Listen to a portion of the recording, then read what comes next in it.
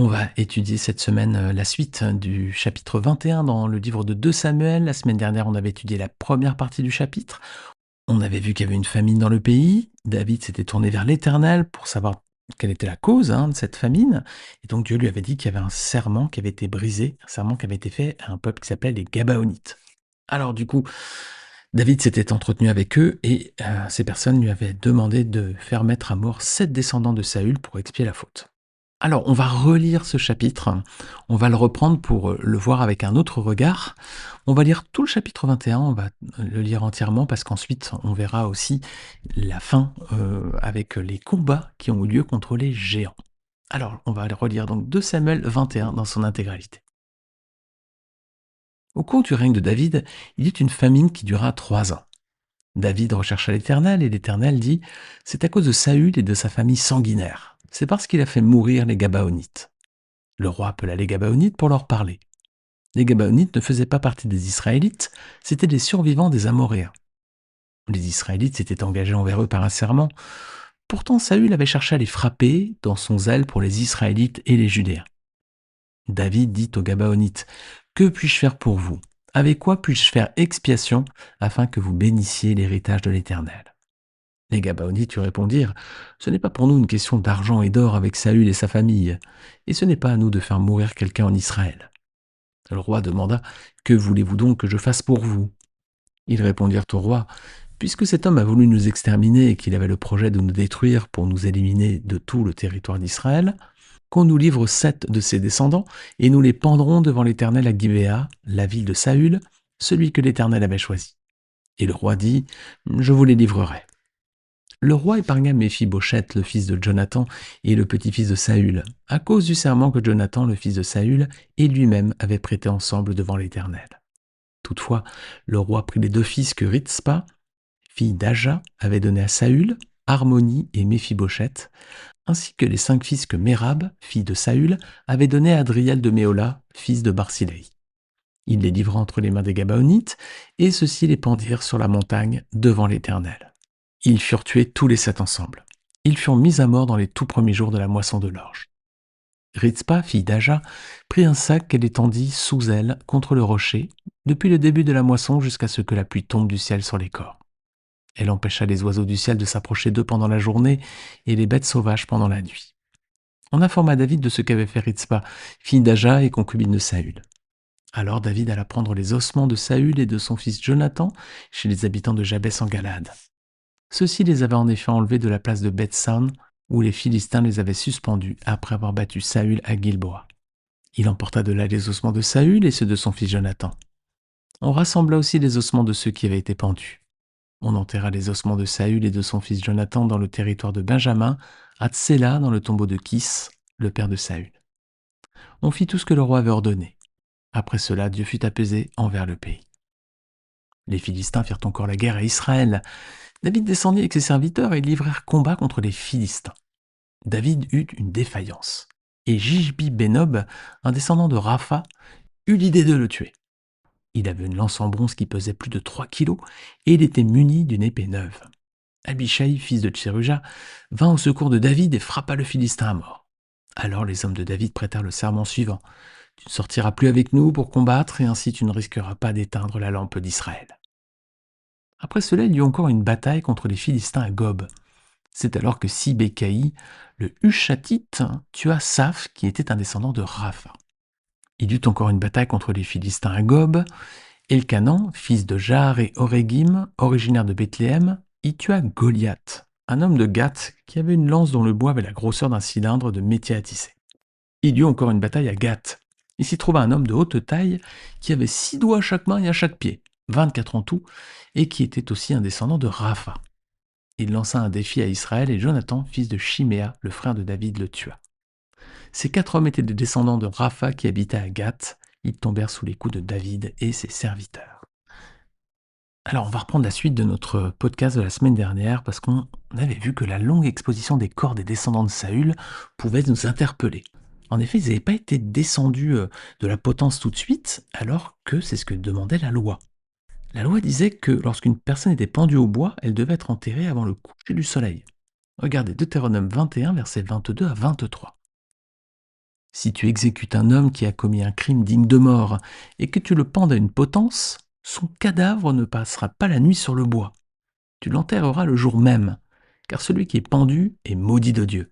Et tu ne rendras pas impur le pays que l'Éternel, ton Dieu, te donne en héritage.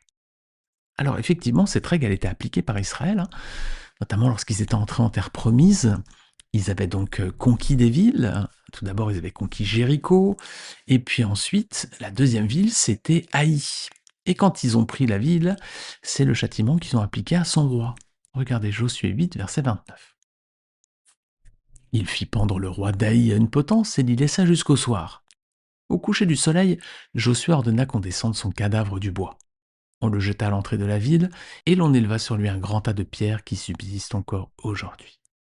Alors donc, d'ordinaire, lorsqu'une personne était mise à mort, qu'il avait donc commis un crime digne de mort, il était pendu et donc on descendait son corps tout de suite. Mais là, c'est pas le cas ici. Alors on va essayer de comprendre pourquoi.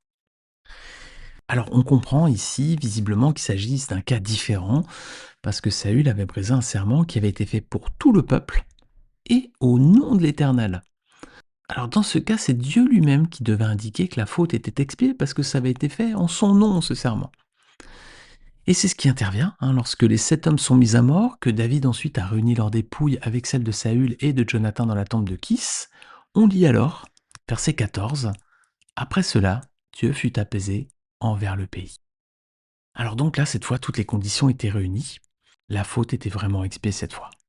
Alors la façon dont elle est expiée, ça attire nos regards vers un autre épisode de la Bible. Parce qu'en résumé, on a quoi ici? On a une faute, des hommes innocents qui sont mis à mort pour expier cette faute. Alors comment ils sont mis à mort? Ils sont pendus au bois. Et une fois qu'ils sont enterrés, la faute, cette fois, est effacée aux yeux de Dieu. Et l'Éternel détourne alors sa colère. Alors cette histoire, ça semble préfigurer le sacrifice que Jésus accomplit sur la croix, les amis. Une faute a été commise. Ben, la faute, c'est nous, les amis, c'est nous qui l'avons commise. On a tous péché. Allez, on a tous péché, on a tous menti au moins une fois, volé parfois, manqué de respect à nos parents sans doute, etc., etc. Si on prend la liste des 10 commandements, eh ben, je crois qu'on pourrait cocher plusieurs de ces cases. Hélas, les amis. Alors, on a tous péché, et cette faute, ces fautes ont brisé finalement notre relation avec Dieu. On n'a plus de relation avec Dieu à cause de ce péché. Parce que le Seigneur ne peut pas tolérer le péché, il ne peut pas être en contact avec lui. Donc, notre relation avec lui était brisée. Alors il fallait donc que cette faute soit expiée pour que cette relation soit restaurée. Alors Dieu a choisi son propre Fils, Jésus, pour être cloué au bois à notre place. Et c'est par sa mort innocente que nos péchés sont ainsi expiés devant Dieu et que la relation est restaurée. Le sacrifice de Jésus, en fait, il répond parfaitement aux exigences de la loi. Et à présent, le sang de Jésus nous purifie de toute faute si nous avons la foi dans le Fils de Dieu, Jésus-Christ. Regardez avec moi ce que dit Romains 3, versets 21 à 26. Mais maintenant, la justice de Dieu dont témoignent la loi et les prophètes a été manifestée indépendamment de la loi. C'est la justice de Dieu, par la foi en Jésus-Christ, pour tous ceux qui croient. Il n'y a pas de différence. Tous sont péchés sont privés de la gloire de Dieu. Et ils sont gratuitement déclarés justes par sa grâce, par le moyen de la libération qui se trouve en Jésus-Christ. C'est lui que Dieu a destiné à être par son sang une victime expiatoire pour ceux qui croiraient. Il démontre ainsi sa justice, puisqu'il avait laissé impunis les péchés commis auparavant à l'époque de sa patience. Il l'a démontré dans le temps présent, de manière à être juste, tout en déclarant juste celui qui a la foi en Jésus. Amen, les amis, Amen. Voilà, le sang de Jésus nous purifie de toutes nos fautes et il restaure la relation brisée entre Dieu et nous. Mais tout ça, c'est valable pour ceux qui ont la foi en Jésus, nous dit le passage. Alors les amis, est-ce que vous avez la foi en Jésus? Est-ce que vous avez fait la paix avec Dieu par Jésus-Christ? C'est une question cruciale, essentielle. Je vous invite à vous arrêter, faites une pause sur ce podcast, à bien méditer sur cette question, afin d'être sûr d'être pardonné par Dieu de toutes vos fautes. Et ça passe uniquement, vous l'avez compris, donc par Jésus-Christ. Alors la fin du chapitre va relater autre chose. On avait dit que dans ces derniers passages de 2 Samuel 21, il y a 6 petits épisodes comme ça qui ne sont pas vraiment placés chronologiquement dans la vie de David. Ils sont placés à la fin de ce livre. Peut-être pour pas qu'on les oublie, en tout cas ils ont été placés là. Et ici on a les exploits de David et de ses hommes contre les géants philistins. Alors en effet ce texte il n'est pas placé ici de façon chronologique parce que on en trouve un parallèle dans 1 Chronique 20 Et ces 4 combats se situeraient probablement plutôt entre l'adultère commis avec Bathsheba par David et la révolte d'Absalom. Alors ici, qu'est-ce qu'on voit? Versets 15 et 17, il y a 4 batailles qui sont mentionnées. Alors, la première, voilà, versets 15-17, les Philistins attaquent de nouveau Israël. Alors c'est une habitude, hein, les deux peuples étaient vraiment ennemis, hein, tout le temps. Mais David, cette fois, il a une défaillance. Alors le mot employé ici fait penser qu'il était fatigué, hein, c'est le sens du mot hébreu. Alors un certain Gisbi Benob va essayer d'en profiter pour tuer David. Alors cet homme, c'est un descendant de Rapha, c'est-à-dire un géant en fait. Et d'ailleurs, on voit qu'il avait une lance en bronze qui pesait plus de 3 kilos. Alors verset 17, c'est Abishai, un des fils de Tirujar, un des proches de David, hein, qui va venir au secours de David et tuer le Philistin. Alors autrefois, c'était David qui tuait les géants. Il avait tué Goliath, hein, 1 Samuel 17. Maintenant, David commence à avancer en âge. C'est plus lui qui est vraiment en capacité de le faire visiblement. Alors ces hommes vont prêter serment à cette occasion. Ils vont en profiter pour lui dire de ne plus les accompagner au combat. Voilà, ils lui disent, tu ne sortiras plus avec nous pour combattre et ainsi tu ne risqueras pas d'éteindre la lampe d'Israël. Alors, il y a un deuxième combat qui est relaté, deuxième bataille, c'est verset 18. Et cette fois, c'est un des hommes de David qui s'appelle Sibécaï, le Hushatite, qui va tuer un autre géant. Ce géant s'appelait Saph, et c'était aussi un descendant de Rapha. On enchaîne avec les batailles, verset 19, troisième bataille, cette fois encore contre les Philistins, à Gob, et cette fois, c'est Escalan de Bethléem qui va tuer un autre géant. Alors, qu'est-ce qu'on sait de ce géant, cette fois? Il s'appelait Goliath, il était originaire de Gath, et il avait une lance dont le bois avait la grosseur d'un cylindre de métier à tisser. Alors on a l'impression que c'est le Goliath qui avait tué David, hein, parce que quand on lit 1 Samuel 17, on voit que il s'appelait Goliath aussi, il venait aussi de Gath, et il avait une lance en fer, mais alors la sienne pesait 7 kilos quand même, elle pesait beaucoup plus encore. Alors c'est pas lui, c'est pas ce Goliath, même s'il y a des similitudes, parce qu'il y a un passage parallèle, c'est 1 Chronique 20:5 qui reprend un peu ce texte, et qui en donne une autre traduction. Il y a un petit détail en plus, regardez. 1 Chronique 20, verset 5. Il y eut encore une bataille contre les Philistins. Elkanan, fils de Jaïr, y tua le frère de Goliath, Lachmi de Gath, qui avait une lance dont le bois avait la grosseur d'un cylindre de métier à tisser. Voilà, donc ce passage-là, on a un petit détail supplémentaire. En fait, il s'appelait pas Goliath, il s'appelait Lachmi, voilà, et c'était le frère de Goliath. Il y a peut-être eu un problème de traduction visiblement entre les deux textes. En tout cas, il semblerait plutôt que ce soit le frère de Goliath, parce que Goliath est déjà mort évidemment. David l'a tué. Alors, versets 20 à 22, quatrième bataille, et là, il y a un personnage, encore un géant, ouais, un peu étrange celui-là. En fait, il avait 6 doigts à chaque main et à chaque pied, donc 24 doigts, enfin entre les doigts et les orteils, voilà, il y en avait 24 en tout. Alors, cet homme lance un défi à Israël, et là c'est Jonathan, le neveu de David, qui va le tuer. Alors ça fait beaucoup de géants, hein, on avait étudié ces géants, ces êtres étranges hein, pour nous aujourd'hui.